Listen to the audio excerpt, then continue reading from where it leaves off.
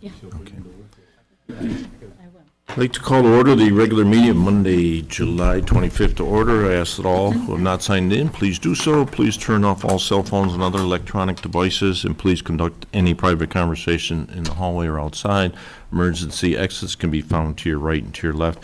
I also want to note that this meeting is also live streamed via YouTube with text commenting available. So for you speakers, please speak loudly into the microphone, as well as the board members. At this time, if you please join us in a salute to the flag. Pledge allegiance to the flag of the United States of America and to the republic for which it stands, one nation, under God, indivisible, with liberty and justice for all.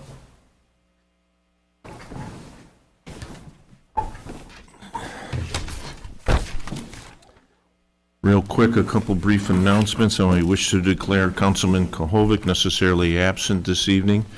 Also, as we do every last meeting of 1 month, we look forward to the next month. And we have 2 employees celebrating birthdays in the month of August. They will be Mr. Chad Brown on the 25th of August and Gina Coe on the 31st. Also, as we've done here previously, we've been a host of early voting. Early voting will be here in this main meeting room starting on Saturday, August 13th, and running through Sunday, August 21st. There are a variety of times offered. August 23rd is the primary election day from 6 a.m. to 9 p.m., and there is 12 different districts throughout our community. So, next, approval of meeting minutes for the board's consideration. Approval of the June 27th, and if they have no concerns, we'll take them both together. July 13th as well. No objections. Asking for a motion to approve the meetings of both the 27th and July, should be 11th. So moved. All those in favor? Aye. Those opposed? I have to abstain because I wasn't here on the 27th. Okay, one abstention on the 27th. Payment of bills number 14th. We'll ask our town clerk to please introduce this abstract.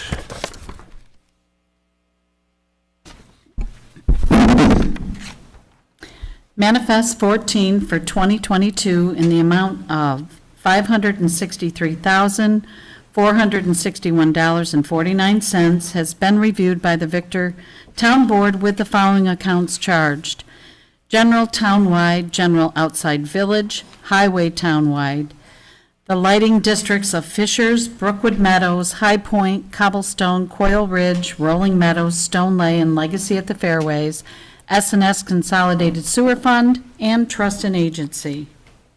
Thank you, town clerk. Board members, what was provided in your packet had one omission. You'll see up on the screen there is the addition of Midland asphalt for road project materials. It doesn't change the dollar amount that was introduced to by the town clerk.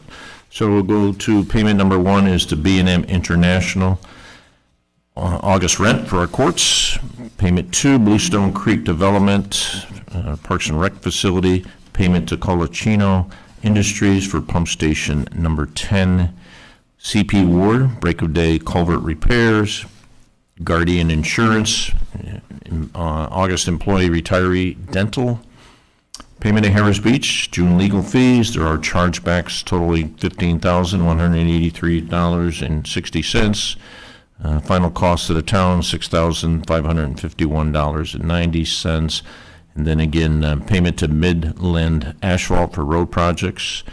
Next, payment to NVP, August Healthcare for the employees and retirees. Payment to New York State Comptroller for the June court fines. Payment to RG&E, June utility. And final payment to Track Equipment Company. So total of the above-mentioned expenditures is $511,965.13. Total town expenditures minus the previous mentioned expenditures equals $51,496.36. Board members, any question on this evening's abstract as introduced by our clerk? Hearing none, entertaining motion to pay these. So moved. Second. All those in favor? Aye. Okay. Moving to privilege of the floor, Mr. Jeff Smith, Woodstone. Jeff Smith, Woodstone Custom Homes. Here, I was asked to give a short explanation of a proposed change in our conservation easement language at Willis Hill Estates. I have a little handout that's the same as that. Thank you. Jeff, why don't you wait till you get back to the microphone, okay? I know it's, thank you. Thanks, Jeff.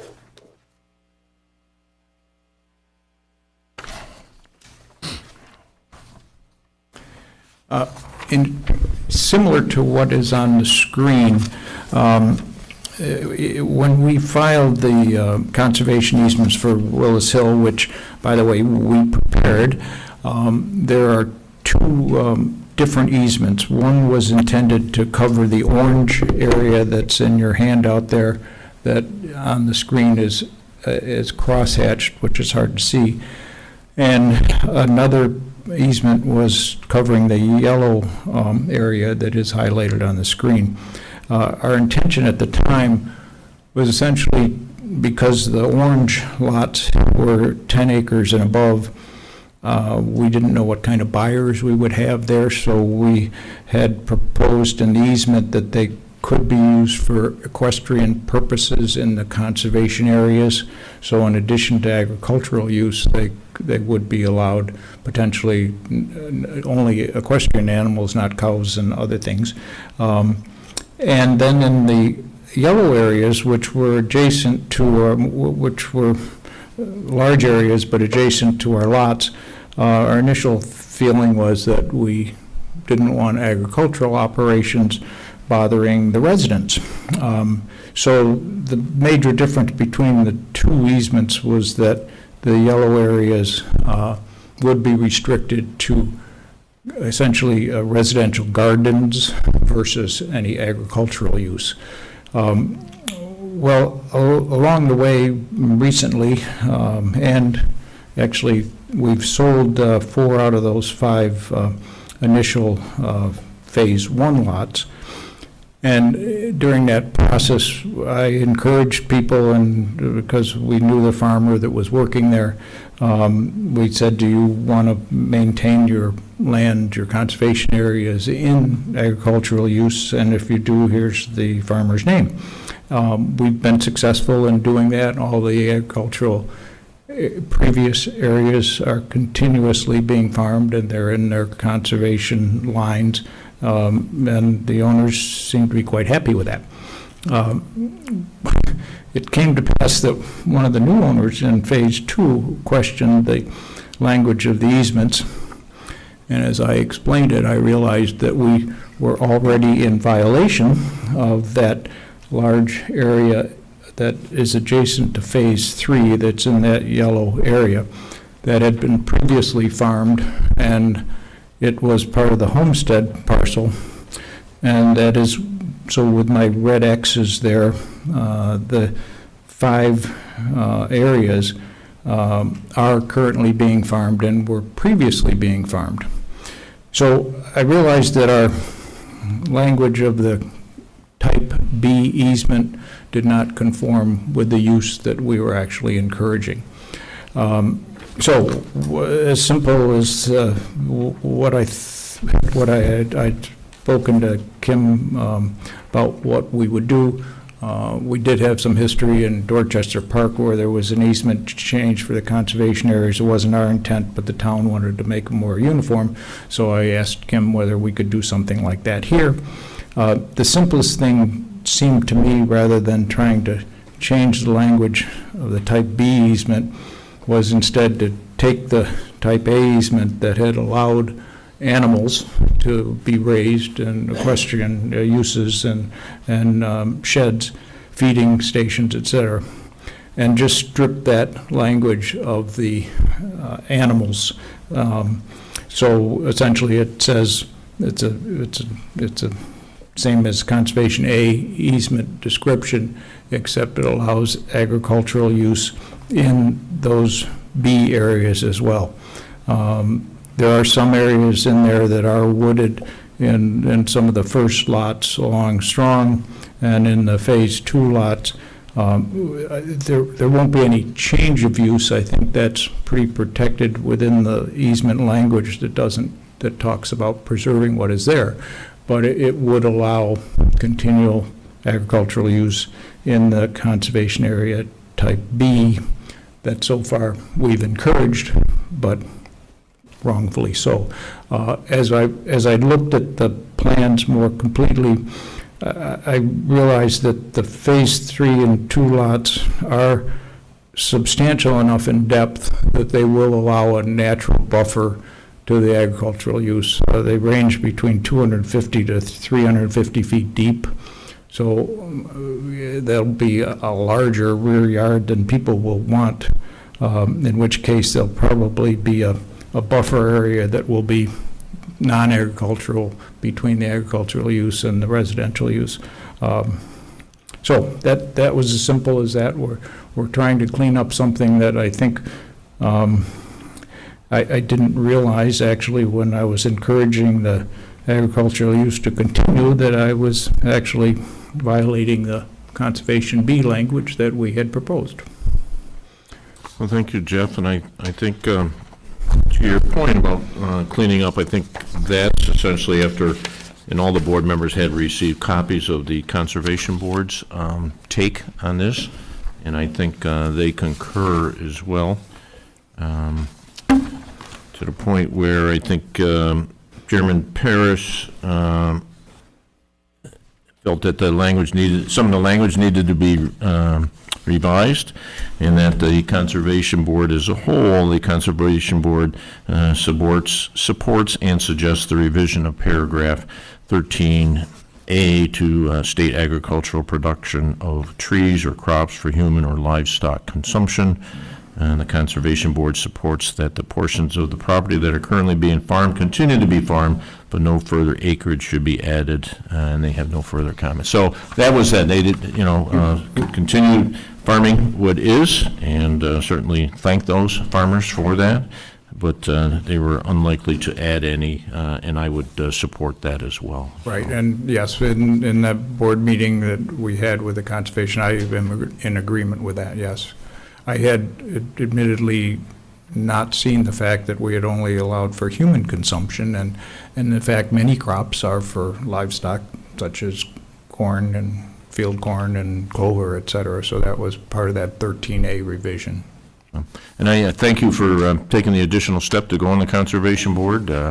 Many, many years ago, unfortunately, I don't think they certainly had the opportunity to weigh in on many projects. Certainly like to do that as much as possible, and I appreciate what they do, and I know this board does as well. Board members, any comments for Jeff regarding what he is requesting here? No, this is good work. I think it cleans it up, like Jeff said, and I think it's good for everybody. Okay, very well, good. thank you for your time. I appreciate it. And Very welcome. have Thank a you. nice evening. Yep, thank you. Okay, next we have Mr. Brian Emelson, Dog Park Plan. Good evening, Brian Emelson, Director of Parks and Recreation. Here tonight to bring the board up to speed on where we are with our dog park project. The project itself was deemed as a priority project by the town board and the Parks and Recreation Citizens Advisory Committee in its 2019 Parks and Recreation Master Plan. Funds were allocated in the 2021 and 2022 budgets to conduct public outreach as well as preliminary design and final design for future dog park. There were 2 dog park locations called out in that 2019 Parks and Recreation Master Plan potentially. One was for Village on the Park, and one was for Harlan Fisher Park. We're going to talk about Harlan Fisher Park specifically because the park itself has not seen any major improvements over the past 10 years. Yet there's anticipated to be significant growth in the village in that portion of our Parks and Recreation system. So the committee, the Park and Rec Advisory Committee, chose to further the Harlan Fisher Dog Park over the Village on the Park Dog Park.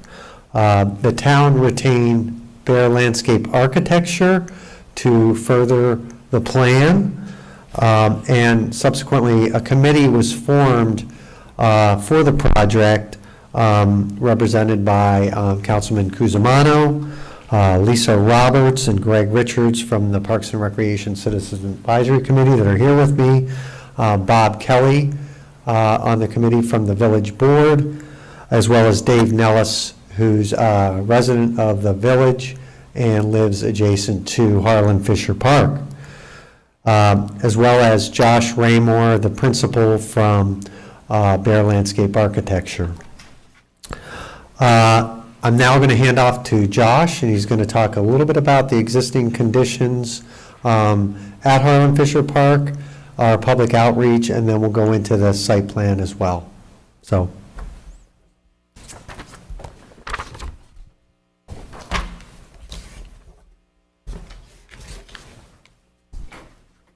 Thank you, Brian.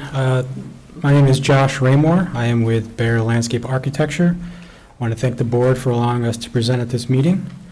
We've been working with the town, the village, and the CAC for a little over a year now on the analysis, the planning, the schematic design, and public outreach for the dog park and associated site improvements at Harlan Fisher Park. I wanted to take a minute just to provide a brief summary of the work that we've completed to date. So building on the research and the recommendations that were developed as part of the Park and Rec Master Plan of 2019, we performed a comprehensive inventory and analysis of the existing condition to confirm our understanding of the park and the location for the proposed dog park. It's very important to understand how the park is currently being used by the community, the locations and connections of the pathway system, and areas of active and passive recreation. We looked at the locations of the existing vegetation and woodland, in individual specimen trees, vegetation buffers, open lawn areas, play areas, and seating areas. We took a close look at the topography of the park and the current drainage patterns within the park. We studied the existing park access, both from a vehicular and a pedestrian standpoint, along with its relationship to the adjacent neighborhood and planned development to the north and west of the park. Next slide, please. The existing site features were then analyzed in respect to their condition and the opportunities and constraints that they present. We met with members of the Town and Village Highway and Parks and Recreation departments at the park a few times in the past year to walk the park and further identify potential opportunities and constraints as they relate to the planning and development of the dog park. Next slide, please. So based on the research and analysis that was performed, we as a team confirmed our recommendation and still feel that the northern portion of the park would be an ideal location for the dog park. We then developed this phasing diagram. The area shaded in orange is a relatively flat area with a gradual slope to the northwest. There's an open lawn space with natural woodland areas on the east and the west, and there are numerous large shade trees throughout that zone. The location is set apart from the more active rec area in the center of the park, which includes a playground and an open lawn area. There are portions within this zone that are seasonally wet in the spring and the fall. However, this area has a great potential given the existing open lawn space, many great specimen trees, and a natural woodland area, creating a natural environment and existing vegetation buffer to the properties adjacent to the park. We also explored the opportunities to provide greater connections from the park to the adjacent neighborhood and within the park between various recreational elements, and identified the need for improvements and refinement to the park entry drive and parking area. Next slide, please. Along with the various program elements, we explored amenities that would be needed and desired within the park. These include perimeter fencing and gated access, separate areas for large and small dogs, seating, natural and standalone play features, and service elements like a water and a dog wash station and waste stations. Next slide, please. As part of the research, we, along with members of the CAC, visited a handful of local dog parks to understand what other communities are offering. We worked to identify what is working and what can be improved with our design. Most of the dog parks were large open fields with limited shade. There were various surfacing options, including stone dust, concrete, lawn, and mulch. Most areas had room for large dogs and small dogs, which is preferred. And most parks had an automated security gate regulating users into the park. Next slide. We also conducted numerous public outreach events asking the community for their input on the planning and design of the dog park. Starting with an open house we had at the park last July 13th. Then members of the CAC used the summer concert series to gauge the interest of the community. And we were at the Hang Around Victor Days in September to show the community our research and schematic plan for the dog park. And our public outreach campaign culminated at the December of last year open house right here at the town hall. We received a lot of great and valuable feedback supporting the design concept and addition of a dog park within the community, which Lisa and Greg will expand on later. Next slide, please. So using the feedback that we received from the public open house events, we then worked to refine the schematic design of the park, which is up on the screen here. The dog park, like I said, is planned for the northern portion of the park. We wanted to work with the existing conditions to create a unique natural setting and experience. The dog park will be approximately an acre of space with areas for both large dogs and small dogs. The entire area will be fenced with a 6-foot height black vinyl coated chain link fence with a few large gates for maintenance. There'll be a double gated entry system with automated key card or number pad security entry, which is planned to limit access to members only. And then membership will be required, and fees may vary for residents and non-residents, but this nominal yearly fee will be used to assist in the maintenance and general upkeep of the park. We're using the natural wooded areas at the east and the west, so the left and the right, of the park to provide a vegetated buffer to the adjacent properties. And there'll be trails and natural play elements in the wooded areas within the park, providing a unique opportunity and setting for the dogs and owners to enjoy. The existing open lawn area and specimen trees in the center of the dog park will remain. And in an effort to address the seasonal drainage issues that we were talking about earlier, we're planning to fill a portion of this zone and then add under drains that would lead to rain gardens along the northern perimeter of the park, which would help treat some of the runoff within the park area. The main park lawn area will be seeded with a very resilient grass seed to help mitigate excessive wear. Concrete pavement and crushed stone pavements will be used in highly trafficked entry points. Benches and dog play and agility features will be installed in key areas.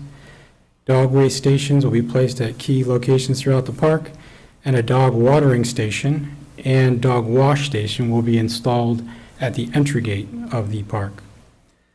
We're planning to maintain a 50 to 75-foot buffer on both the east and the west side of the dog park. And the buffer will be a natural vegetated buffered and screening zone. And then we're planning on a 10-foot buffer on the northern perimeter of the adjacent park next to the potentially planned development, just north there. And we heard from the public that a separation between the dog park and other areas of the park was desired. So along with setting the dog park further north, we're planning to add a layer of planting along the southern fence to both screen and provide a buffer to the adjacent play area and open lawn. And a pathway will be installed to connect the parking area to the dog park and also to the trail and pathway system within the park. Can you go back one, please? Thank you. So we're also looking at reworking the entry drive and the parking area to accommodate additional drop-off and parking spaces. We're planning for up to 22 spaces. Right now, we informally have around 10 to 15 spaces. We're planning to install a storm drainage system and potential rain gardens in the center island there to collect and treat the stormwater before it makes its way into the existing vegetated swale along the north part of the drive entry and into the storm drain. We're looking to regrade and pave the entry drive and parking area with new asphalt pavement. And we're also planning to provide additional shade trees within the parking area and then also perimeter plantings on the southern portion between the parking lot and the residential area. And then lastly, we're planning to reposition the park sign along the road for better visibility. Including the dog park and entry drive, we're also planning for minor improvements throughout the park, which are basically to provide a clear and accessible pathways to and from the adjacent neighborhoods, and then also a woodland trail system that would connect from the southern portions of the park to the dog park area. And we're looking to add some additional picnic tables and benches throughout. Next slide. So this is just a blow-up of the dog park. You can see the storm drain system there, kind of in the herringbone pattern, which will drain to the north. There'll be woodland paths on either side of the vegetated area. And then planning on rain gardens in the north part. And then you can see the entry gate system leading from the bottom right from the parking lot and the other trails. Next slide, please. The next couple slides are some renderings that we put together that take a closer look at different areas we wanted to highlight throughout the park. So in rendering number 1, that's a view from the parking area to the entry gate system. Like I said, we're planning to screen the dog park as much as we can from the parking area and the adjacent play area, kind of tucking it back into that natural setting. The second view is the open lawn space within the park, looking northwest. You'll see that there's large shade trees, and there's the vegetated play area beyond. And then the last view on the bottom is looking at the small dog area. It gives you kind of a flavor of how we're thinking, see how much shade is cast from some of the existing trees. A lot of the dog parks in the region are basically just open lawn areas, and they don't have a lot of shade. Next slide, please. And then this view here, the top view is an image through the natural woodland area. Kind of gives dogs an opportunity to play in the natural environment. Woodland trails, there'll be seating for the users.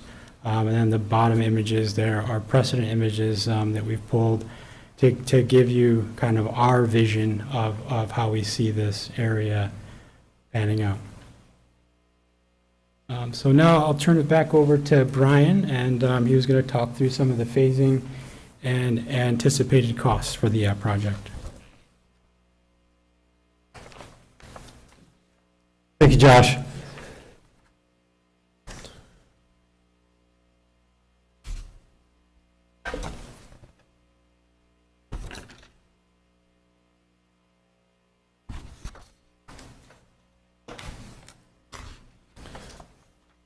Okay, understanding that the project has a lot of magnitude, not only in the amount of improvements to the park with the parking area, the dog park itself, we felt it was in the town's best interest to break this into phases. And they would come in 3 phases over the course of several years. The first phase that we see as most important is the dog park area itself. Getting people in there, utilizing the park, helping them understand and value that park. And that would be the first phase.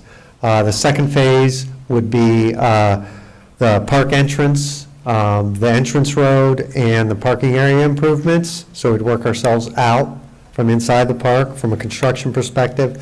And then the third phase would be additional enhancements to the park with regard to some of the walkways. So I'll briefly walk through those 3 phases for you. understand that the whole project is going to have a lot of town and village labor involved in this.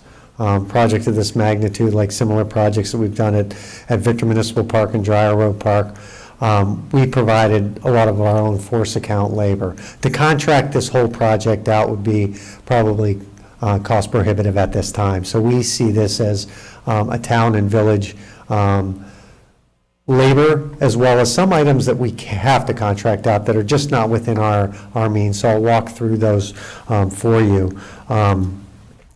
In the first phase, the dog park area, we see that the clearing, the earthwork, the drainage, and reestablishing grass, as well as plantings, would be part of town and village force account. And by town is Department of Parks and Recreation staff and village DPW.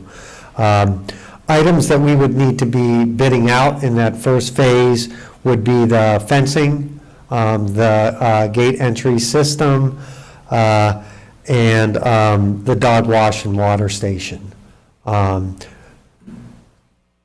We would also do a combination of purchase and install for items like benches, items like play elements. We feel that we can purchase them, budget for them, but yet install them ourselves like we've done with a lot of our park improvement projects.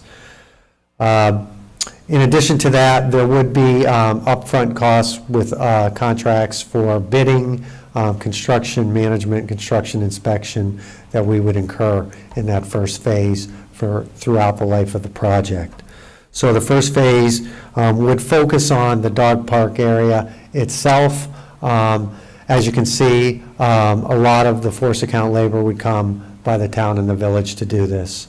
This is the type of work we do in-house a lot.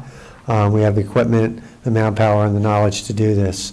The second phase would focus on the parking lot and the park entrance road. The entrance road would need to be widened. Right now, you can't get two vehicles up and down the road itself. It's not a great situation. The road would need to be widened. We have not made parking area improvements to that park in probably a decade because we've been waiting and delaying improvements to the park because of the proposed development to the north, which is referred to as the Galassi development. So we've delayed any type of improvements into that park because of the impact that the growth in population in that area would have on the park. In that second phase, it would involve paving the parking area, walkways to Lineout Road, along the entrance road, drainage outside the dog park area, as well as landscape screening. What we heard from our residents that came to our public outreach is they wanted a clear delineation between the playground and the dog park, not only with a vegetative buffering, but also walkways, so you could just go directly to the dog park if you were just visiting the park, or if you had children that you were taking to the playground, there would be a clear way to the playground. So we've provided for that in the plan. Also, in the second phase, we'd call out some signage for park users. In the third phase, the main park area, we'd upgrade pathways. There are some dedicated pathways within the park, one leading to the playground from the parking lot. There's a stone dust pathway in there. Also, there is a stone dust path from the bridge to East Parkway. Both of these areas need to be improved. They're stone dust. They need to constantly be managed and maintained. There is not a dedicated path currently to Ambassador Drive. There's an opening and a fence area there to the park, but there's not a dedicated pathway that would be ADA accessible to the playground or the dog park, and we'd like to make improvements to the entire park so that it comes up to that line. In addition, there'd be picnic tables, benches that we would acquire, purchase. Some of these we build in-house by the picnic table frames, and then we buy the lumber and we put the tops on them. All of those would be a combination of purchase of materials and then install by town and village forces. In the third phase, we'd call out some signage for park users. In the second phase, we'd upgrade pathways. There are some dedicated pathways within the park, one leading to the playground from the parking lot. There's a stone dust pathway from the bridge to East Parkway. Also, there is a stone dust path from the bridge to East Parkway. Both of these areas need to be improved. There's not a dedicated pathway that would be ADA accessible to the playground or the dog park, and we'd like to make improvements to the entire park so that it comes up to that line. In addition, there would be I'll talk about funding opportunities for the project.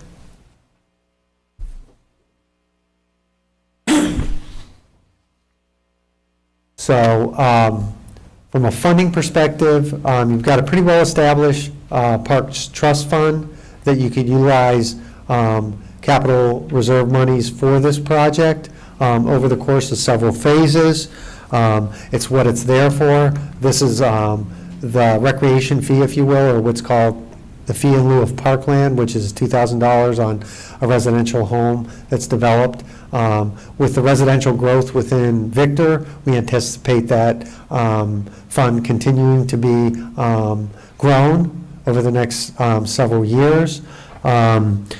It's very well funded in comparison to other towns. We've done we haven't actually bonded anything since the athletic fields project back in 1997. So we've utilized that Capital Parks Trust Fund to do things like Dry Road Park, to do improvements like Victor Municipal Park, Mary Frances Bluebird Haven. Pretty much all of our capital projects have been funded through that Parks and Recreation Trust Fund. I want to make clear, that's a fund that does not impact taxes. So it's different from your operating fund, it's your capital reserve account. In addition to that, there is funding, although we haven't discussed it specifically, there is funding that could potentially become available from the American Rescue Plan. The town board has already identified a couple park projects for next year with American Rescue Plan funding, but this could be another project that you could consider for that funding. And then we'd also look at any type of public or private grants or partnerships that exist to fund this project on an annual basis. I think Josh also mentioned it. One of the questions that we got from residents, would there be a fee? Typically, dog parks have a gated access system open to residents. I would see this as residents first. I'm not sure if with only having one dog park and with the population of Victor, I think that we'd want to initially cater just to residents if it became a need to cater to non-residents. But an annual nominal fee to go for the ongoing upkeep and maintenance of the park, very similar to what we do with our lodges and picnic shelters, our athletic fields, and then all of our recreation programs aren't subsidized. Those are their user fees for those. We'd see this as another opportunity to have that. At this time, I'm open for questions. The committee's here as well. Did Greg, Lisa, do you want to offer anything? I got some questions. Well, I want to say a couple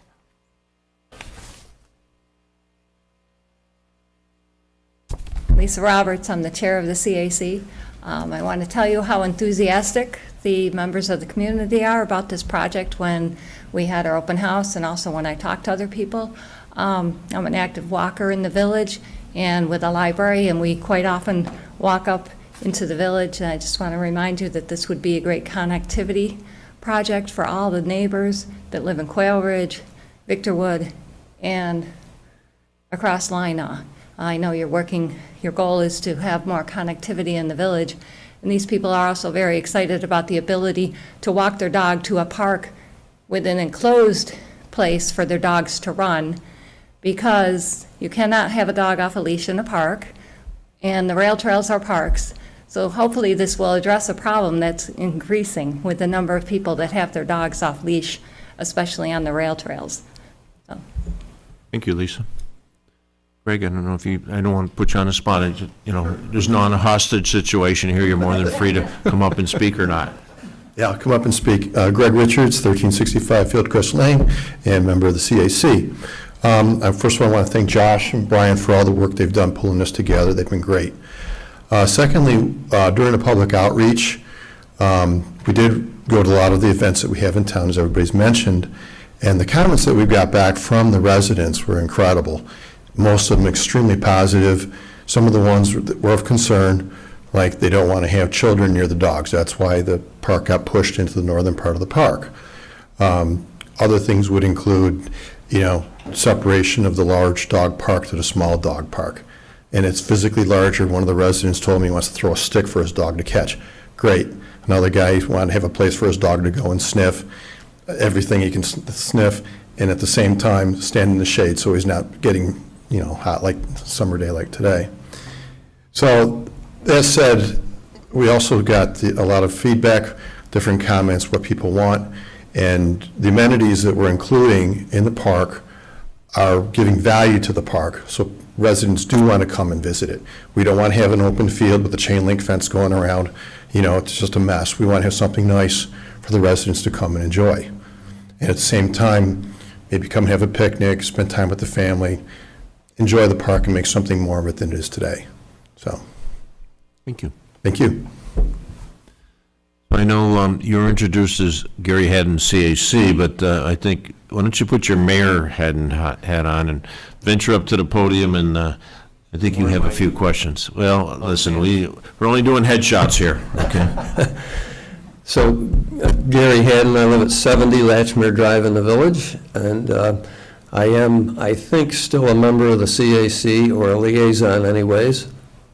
And I'm also the mayor in the Village of Victor. So first off, I want to thank Josh for the presentation tonight, and Brian for filling us in on the details. Obviously, a lot of work's been done, and a lot of thought has gone into this and the planning of this. And I'm especially gratified to hear that in the public outreach, we've had such positive comments. And I can't say I've heard any negative comments myself, but that's one person, to make that comment. But apparently at the public outreach, it's been quite well received, and I'm really happy about that, because it is located within the Village of Victor. And I think it's a really great amenity, as Lisa pointed out, for connectivity in the community. And so far so good. I know it's costly, but Brian's already walked us through some ways to get around some of that. And our village DPW will be working on it, as well as the Parks and Rec staff. And if we can find other funding sources, we should definitely do that.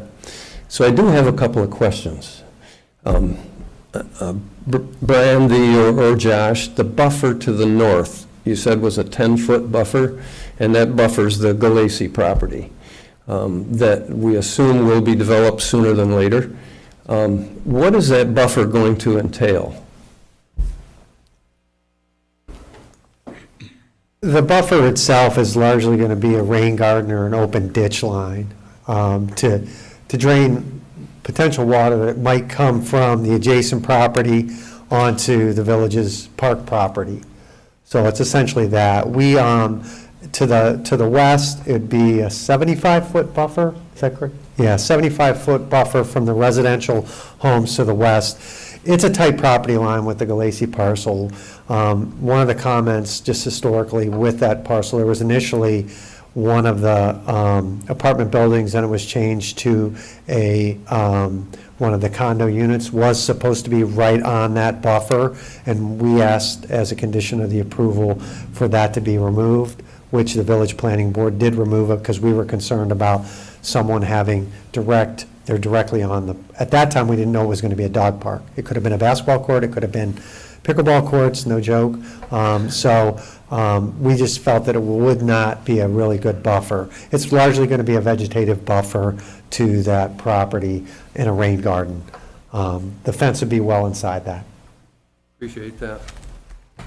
Another question I have is regarding the gated process to get in and the membership fee for residents initially only, correct? Is that the way we see that? So if you're a resident and you have somebody, maybe it's family from out of town, who comes and brings their dog, will they not be allowed to go with the family? You know what I mean? I don't know what the process is for identifying the person holding the permit. I'm sure Keith Shields, a dog owner of 2, will probably have a social app with 475 members on it. And he'll probably send out a blurb where his dogs are going to be up there so other people can join him. Okay.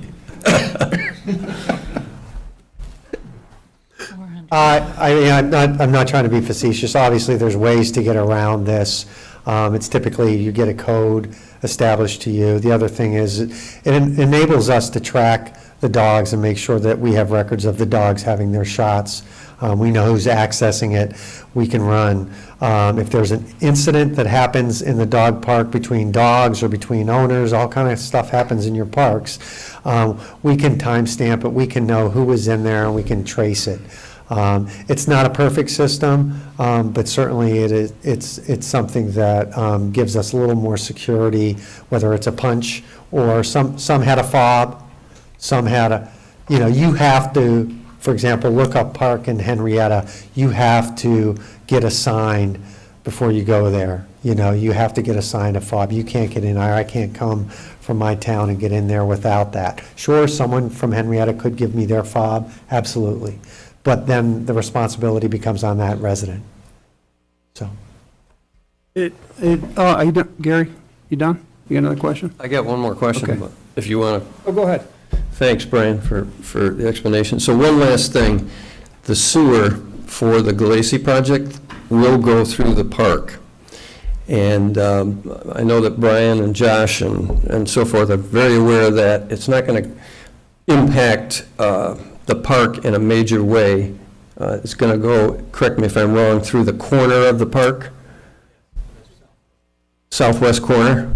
And we in the village are aware of that. John Turner, DPW, we've had many discussions about it. The Galacys are aware of it. And so I just want to make sure the town board is aware of that in case you hear any comments from residents. So thank you very much for your time, everybody. Brian, I was just going to say, or just kind of a public comment part of it, is I think it's definitely necessary and needed, and I think the residents are super excited about it. I think as we change our leash law so that dogs are on the leash all the time, even on the trails. I mean, this morning I had a golden retriever come running around the corner, and I always chuckle when I drive on campus, no pets allowed. The dogs are up there all the time, and so I get that. So I think there is definitely a need. If people don't have space, they love their pets and they don't have any space. So I definitely see a need for it. And I think you may as well start thinking about a fob system for residents with a nominal fee, because I think that's how we're going to have to proceed, because otherwise, it's going to, we could run into the same issues. But I think you're on the right track with that, so. I think that's a great point, and what we have found, and again, we love our pickleball, but, we have 423 users, and I'm maybe low with that account. How many are Victor residents?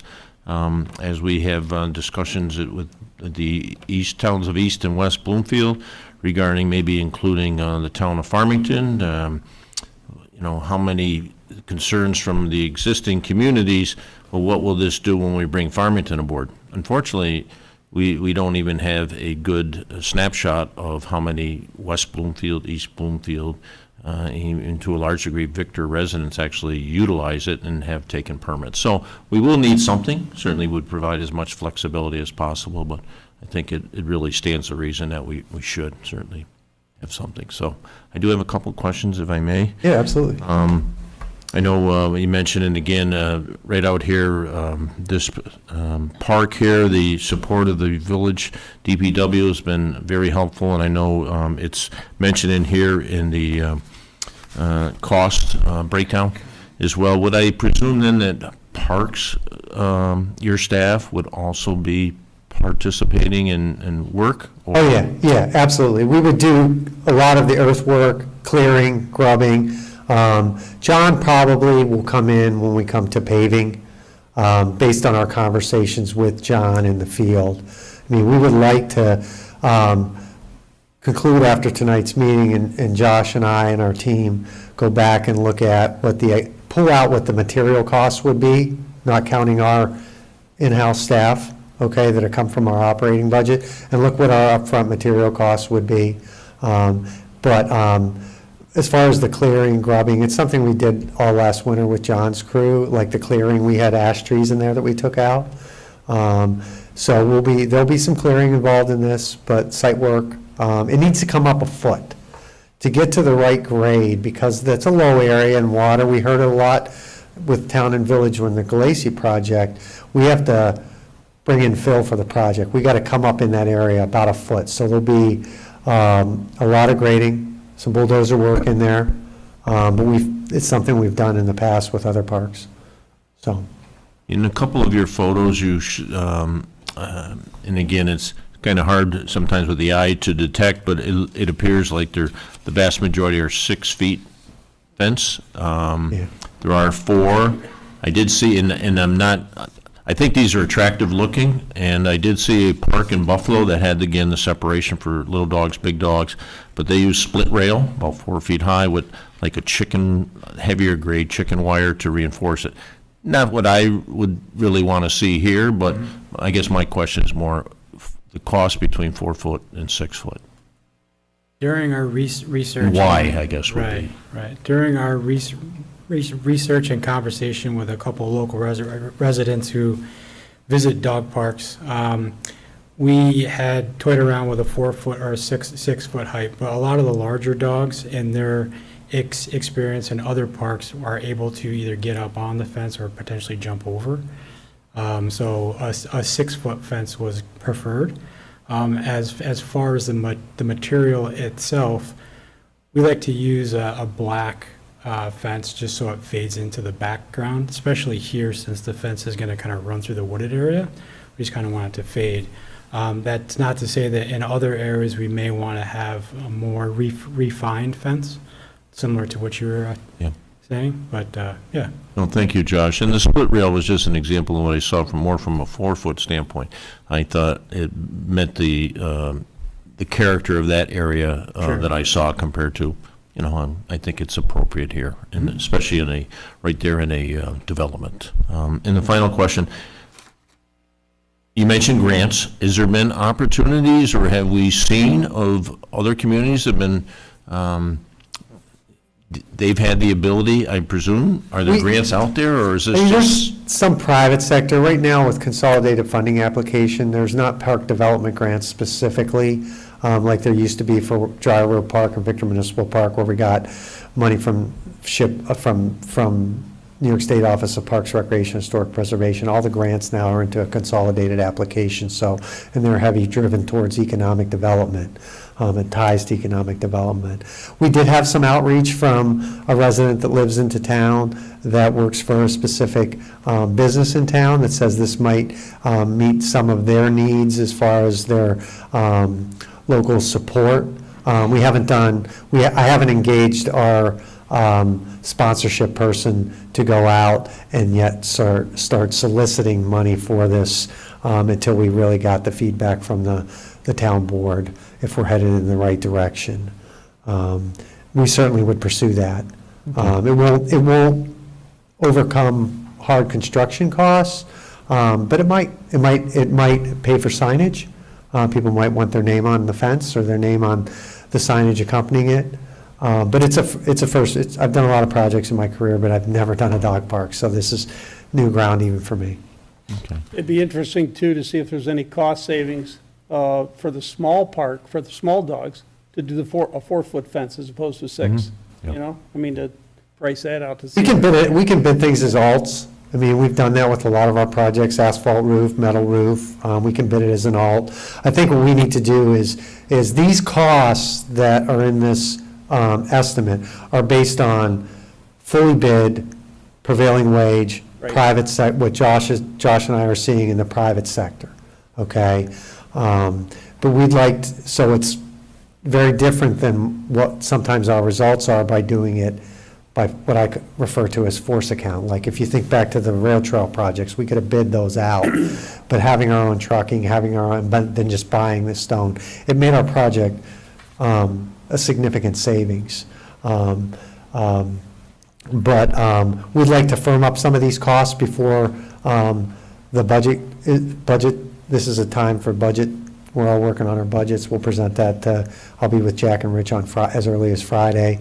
But we felt that we wanted to get to you before you got to your August meeting, so we can go back and look at, okay, assign some priorities within each phase that we can do or we can't do. So. Very good. Well, Brian and Josh, thank you. Job well done. Mayor Haddon, thanks for your questions. Councilman Condon as well, and Councilman Guinan and Cusimano, any input you'd like to provide us with? Just one quick question. I would assume that the regulatory part of this, in the fobs or whatever form of security, anybody that does that's going to have to like be the same as a doggy daycare where you got a proof of shots, inoculate, all Yes. that stuff's going to be. Yeah. And where will that fall on? Will that be a Parks and Rec function, or that will be a? I would imagine it would probably fall on us, because we're the ones that are going to sign that, so we'll have to check records, we can work together, I can work with Karen's office if she feels it's more appropriate to have that there, since she does she handles the dog licenses. But we're just not there yet, but it would be one of the two offices, whichever it seemed like it would be more efficient to handle. Yep. Okay. No, great work you did. It could be a tandem, because Yeah. we're going to have to respond to any issues that are out there. And I think with the one thing that we wanted to capture with the project, that if you go around and look at other parks, I mean, we just didn't want it to be this open, dead grass area. We looked at several parks, and I would say that more than two-thirds of them, it was basically that. We felt like this was a unique opportunity to play into what, we have trails in the park, we have wooded areas that dogs can explore, but also conventional commercial play elements that you would see in a common park. Do we own access to Ambassador? You said something about coming out there. Is there a? There's an easement, there's an existing asphalt pathway, it's not been upgraded, there's a very large, healthy tree that's right there, it's a very tight corridor, so it's going to be, it's challenging just from a construction standpoint. But we'd like to promote ADA compliant access into that neighborhood. It would also funnel the residents in there. Surprisingly, Greg even went so far as to knock on doors up and down the street to try to get people at our open house, because we were concerned, because we saw it with the Galassi development, right? We saw the signs, we saw all that, and surprisingly, a lot of folks came to the public input, specifically at the park itself, from up and down County Road 9. We had folks from Collier Crossing, we had folks from Village on the Park that said, we see in your master plan, it's planned for our neighborhood, why isn't it going into our neighborhood? We support it, we just want to understand. And so we just took them through the process. It was a very well-attended open house at the park one night. But I think as the project grows, we'll certainly get more questions from the residents that live right around East Parkway and right around Ambassador. And they might get tougher at school, because they are hiring a director of security, so I don't know if dogs are priority, but, they are hiring a director of security with 2 assistants, so I think they're going to have 24/7 surveillance up there now, so. It's not just for the dogs, it's for people to engage each other. We have senior residential communities that have houses, they don't have really yards. It's really a gathering place as well as a place for the dogs to play. I really agree with the fact that it should be limited to residents for a period of time until we sort it all out and makes sense. And it might surprise us that that's as far as we're able to go with the numbers. Right. That might be the. I wouldn't be a bit surprised if our residents completely occupy it. If anything, like you said, reach out to Farmington possibly after a point in time, but I think that it's going to surprise us with the numbers maybe. I drive by Charlie Lookup's place along the thruway all the time, and it's late in the day, same time you go home. It's very busy in there for that little place that's along the thruway, and it's. Former golf course, it's probably one of the only ones that has more of a natural type of setting. So They've got rolling the large terrain. dog, small dog, you can see it from a long ways away, but it's, like you said, it's open, there's no vegetation, it's green and stuff. It's got a but- creek, it's very different than the ones you typically find. So, and as usual, you've done a great job with this, you put a lot of work and effort into it, so most of the questions were answered before we ever had to do anything, so great job. Very good. Well, our voice on the CAC, Councilman Cusimano? Well, thank you, guys, and certainly the entire group here. Thank you very much for all of the work here, and I've, kind of being along for some of the ride here, learned quite a bit about what goes into this, and I guess initially, not to minimize it, but you think, some fencing and there we go. Very different. But I think, and like has been discussed and we've talked about for over a year now, the site not only caters, to the village and, areas of walkability where it really makes sense to have a park there.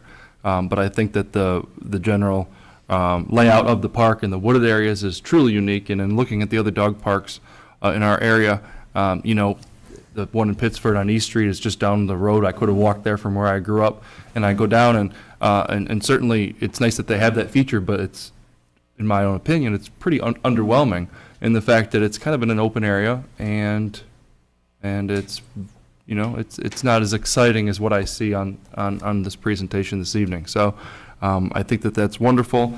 From the negative aspects or the concerns of the community, the only question I've heard a few people say that I fully anticipated and expect to hear is, how are we going to pay for it? So I think that the group and the committee has done a really nice job explaining the capital reserve funding for Parks and Rec and some of those opportunities across the public hearings or the public outreach activities we've done. And I think it's very important to note that the transparency component of the outreach efforts across the last year, that it wasn't singular in nature. We were at multiple different events, multiple venues, inside and out, on-site and off-site. I think in this day and age, and from what I've gathered of government over a year and a half or 2 years now, is transparency is tremendously important, and I think that that's gone a long way to support this project. So thank you guys for doing that. Thank you. Very good. Well, you've provided us with the financial overview. We know where that is. We can work it down, and I've certainly heard nothing but positivity here.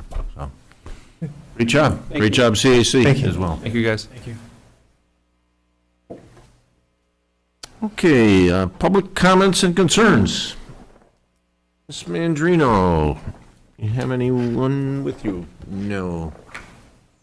Okay. Moving to reports of town officials. In your packet, you have the report from our finance director, highway department, and IT. Any questions on those three reports? Okay, I do have a couple of things. We did send out recently the Department of Transportation notice on Route 96 for the 2-year rehabilitation project, which is right over the county line into the town of Perrington, but certainly would impact Route 96 at some point out back in our. If you come here by weekends or nights, you'll see where our town vehicles are now parked. We also removed a tree right out here to the left of the generator, as well as Brian's department cut down significantly a large bush. We reported that we had people that were lurking around our own town vehicles during the course of the day and concerned with the price of fuel, because I've heard some stories out there that people are actually out there stealing gas. So we've taken precautions, and hopefully nothing we'll have to worry about. I want all of you to get this on your calendar. Right now we have a tentative meeting date of September 13th. September 13th at 6:30 p.m. This would be a joint Town of Farmington and Victor Town Board meeting at the Farmington Town Hall. And again, this would be the presentation from the Farmington Victor Ambulance Corps. Again, September 13th, 6:30 p.m. Next item I wanted to mention, I spoke of this at the last Board of Supervisors meeting. I mentioned it here earlier that we have early voting. Virtually all costs associated with early voting are now being absorbed by all counties. The one-size-fits-all is not appropriate based on the cost per voter. Certainly the pandemic has changed the way in which voters choose to vote these days. Many turn to absentee voting only. Early voting certainly has its big advantages, alleviates pressure on election day, allows voters to vote when it is more convenient for them. The cost here in Ontario County is staffing the 3 polling locations, as well as the delivery and cost of picking up the voting machines. I have read reports that the county cost per vote ranged from $13 in Rensselaer County to $65 in Albany County. That is per vote. And his financial picture was only going to get probably worse in the congressional vote coming up. Board members, a while ago, Kim Kinsella had sent us, we actually back in October had a presentation from the Felice group, and they were looking at a parcel that they own by Finger Lakes Community College off of Route 251, and they were proposing as high as 4 stories, and they're looking to do some research. We had asked them to do some research based on what we could see from Route 96 and Lehigh Trails. I don't want to string these folks around. If there's more information you'd like, if you're not happy with 4 at all, have no appetite for 4, 3, so just looking for feedback for Kim. I know that's what Kim is looking for. So certainly feel free to email me, email Kim, or just let me know one way or the other, okay? And then, let's see, also I want to just say that back on July 13th, Connect Victor presentation, Councilman Kohovic was there for the majority of it. I was only there for the beginning. It was well attended. Surveys are now out for residents to fill in, and this has to do with the few potential road between Route 251 and the village of Victor. So that's all I have.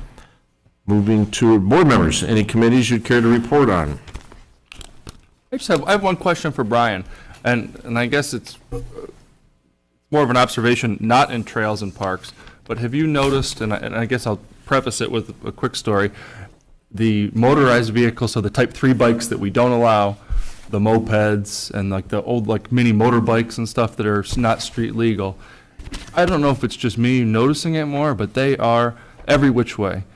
Certainly from a public safety standpoint, I worry about, not that people are breaking the law up and down the road, but we're going to have more incidents of especially younger people, unfortunately, getting hit by vehicles because they're operating these types of motorized vehicles where they shouldn't be. That's certainly not on us, and especially a lot of the roads we can't, it's state roads, and 251 I see it on a lot. For the parks, though, I haven't heard much chatter on it. Are we seeing any illegal use of the stuff since we did the changes? I had one issue last year with, and I found out through social media, actually a friend sent it to me through Instagram, of a guy that was on a Enduro Type 2 e-bike on the dirt jumps at Dryer Road Park. That's my only experience with it here in Victor. I will say, as an avid cyclist, I think in full disclosure, everybody knows I've got more bikes than almost most bike shops in town. I will echo your concerns and back them up with, I'm on the Canal Path and on the Auburn and Lehigh a lot. It's right now pretty much anything goes. And that's a downfall of like COVID. COVID and technology, it just, I've seen anything from full-fledged motocross bikes to a thing that's called a one-wheel. It looks like a skateboard, but has one large wheel. And so motorized skateboards. We don't see it as much in Victor because we don't have paved, if you will. We have stone dust, which is less desirable for those types of vehicles because of the dust it kicks up. But on the Canal Path, in sections of the Canal Path that I personally utilize, where there's mounted horse patrol from Monroe County, there's a lot of other activity that's just kind of like unpatrolled, unpoliced. We're stretched, I'm sure, in a public safety standpoint, but the gentleman and lady that work at Lock 32 at the floodgates there, they're not stopping what I see coming through at Clover and Edgewood, and certainly it's showing place where there's a lot of pedestrian traffic. You see a lot. Yeah. You certainly see a lot. Frank's nodding his head, yeah. I'm glad to hear, though, from our perspective, at least within our town parks, we're not seeing the same rise as we are on our roads in the area. No, Adam and I spoke to someone that started to get a one-wheel. We were out at Dryer Road Park looking at a project, Adam from our park, and we saw someone pull a one-wheel out of their vehicle, and we, let them know what they could do in the park and what they couldn't do. But it's out there. I mean, it's out there, and it's not, unfortunately, really being reined in right now. Thanks, Brian. You're welcome. Any other comments? Okay, moving to the resolutions, starting with a couple resolutions out of the Finance Department. One is acceptance of the special events donations, and certainly, I think, I don't know if we're at mission accomplished, but well done here. And I want to thank certainly Wegmans, Harris Beach, Integrated Systems, Canandaigua National Bank, DeFelice Development, Howard Hanna, Labella Associates, Lions National Bank, and Matiscio Orthodontics, and Barn Door Events for their support. So moved. Second. All those in favor? Aye. Number 2, this is the renewal of the municipal advisors contract. So moved. Second. All those in favor? Aye. Number 3 is acknowledgement and receipt of the final ARPA funds for the town of Victor. Second. All those in favor? Aye. From the Highway Department, authorization to petition the New York State DOT, evaluate the speed limit on Lina Road. And I know our highway superintendent and the director of public works have either added or moved speed limit signs around to get better compliance, and it just doesn't seem to work. So is Linaw in the village, Mark, or is Linaw town? It's, Yeah, so my question is, like, the village can put 25 up without state permission. So when you say it's both, is it village until we get to the Galassi project? Then it becomes town. So if we wanted it to be 25, like from Harlan Road to the roundabout, the village could make that 25 on their own without going to the state? So you're saying the road is divided down the middle? So coming down the hill, it can be 25, and going up the hill, it's going to be 30. Okay, all right. Thus the need for the petition, yeah. got it. adds the complexity of it. Yeah, right. Oh, thank you, Mark. Okay, So moved. Second. all those in favor? Aye. Authorization to create a planning and building department construction inspector position. So moved. Second. All those in favor? Aye. Number 6, I want to thank our own Councilman Cusimano for his efforts. Climb Aboard Victor event, Saturday, September 3rd. So moved. Second. All those in favor? Aye. And the next 3 are setting public hearings. One will be, number 7 is the code amendment for the dogs, Chapter 148 Parks. Can we block these, Supervisor? Is any objection to blocking these 3 set public hearings? Hearing none. Councilman Condon has offered to block them. Do we have a second? Second. So moved. All those in favor? Aye. Aye. Those opposed? And again, these will all be at our August 22nd town board meeting. Moving to number 10, and these are from the town clerk's office. Approval of the acquisition of the easement for Monroe County Water Authority for a number of parcels here. So moved. Second. All those in favor? Aye. Letter of credit release number 3, Bluemont Rise, number 11 resolution. So moved. Second. All those in favor? Aye. Aye. Number 12, release number 3, Willis Hill, Phase 2, letter of credit. So moved. Second. All those in favor? Aye. Number 13, Southgate Hill, grading letter of credit, release number 2. So moved. Second. All those in favor? Aye. And number 14 is the appointment of Joanne Henry, part-time deputy. I think you're all aware that unfortunately, one of the deputy clerks is suffering through some health issues right now, and unfortunately, she's going to be out for quite a spell, and anticipate that she will eventually retire early next calendar year. But right now, we are just looking to assist the clerk's office for vacations, time off, and other things. So So, moved. Second. all those in favor? Aye.